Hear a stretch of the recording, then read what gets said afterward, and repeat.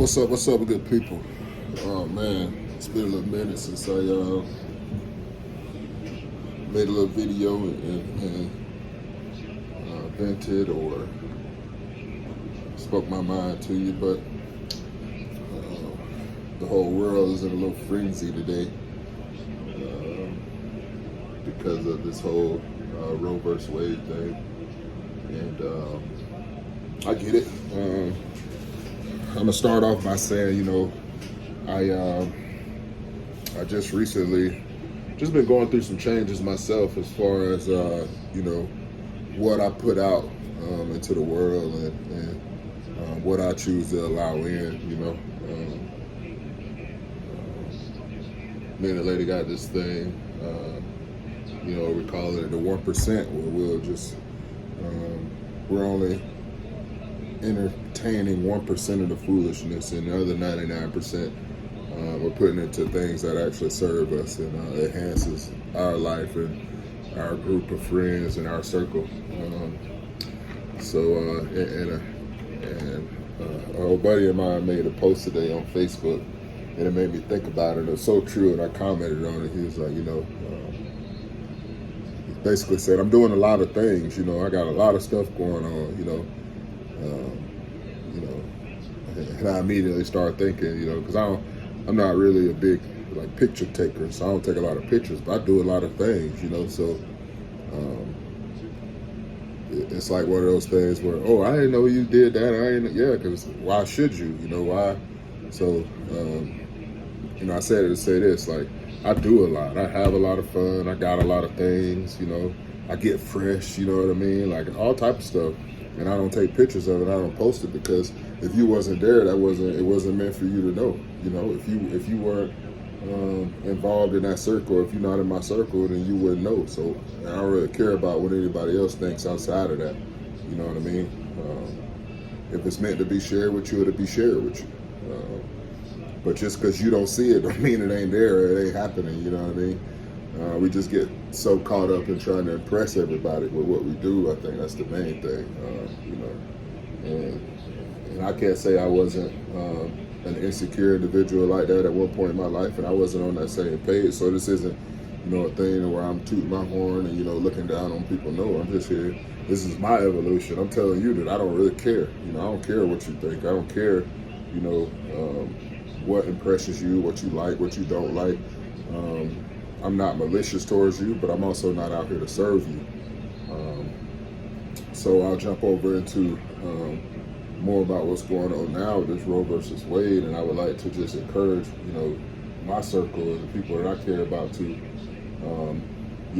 this is important. It's a big thing, but also be mindful of where you put that energy. Don't put it into arguing with somebody who, sees something a little different than you do or whatever. You put that energy into your circle and creating a more inclusive environment. So when you become something reliable to people, who may be, in a hard situation, or may need a shoulder to lean on, or looking for, some comfort in these hard times. You be that for them, and let's not get so caught up in trying to control things that we cannot control. I said this, I don't really. I am pro-choice. I don't think it's any of my business, nor the state or government. No level of government is not their business as far as what this woman and this man chooses to do about a situation where, a child may be conceived or whatever the case may be. I just don't think it's my place to speak on it. Now, if it was my child, then that'd be something completely different. I'd also encourage people to do, take some science classes and get a clear understanding of what, a fetus is and when life begins and so on and so forth. And then also, I would encourage people to not use religion when trying to speak on it or project your opinion on someone else. Your religion could be your reasoning for doing whatever you do, but your religion can't be somebody else's reason for doing what they do, because they may not believe in your particular religion. And believe it or not, your religion isn't the only one. Your religion probably isn't the right one.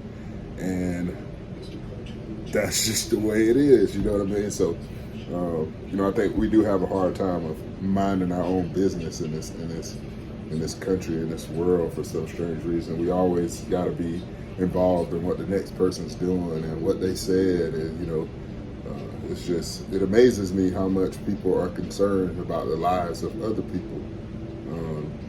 So I just say, like, just to my circle or to anybody that cares, about what I'm saying, or anybody that's struggling right now and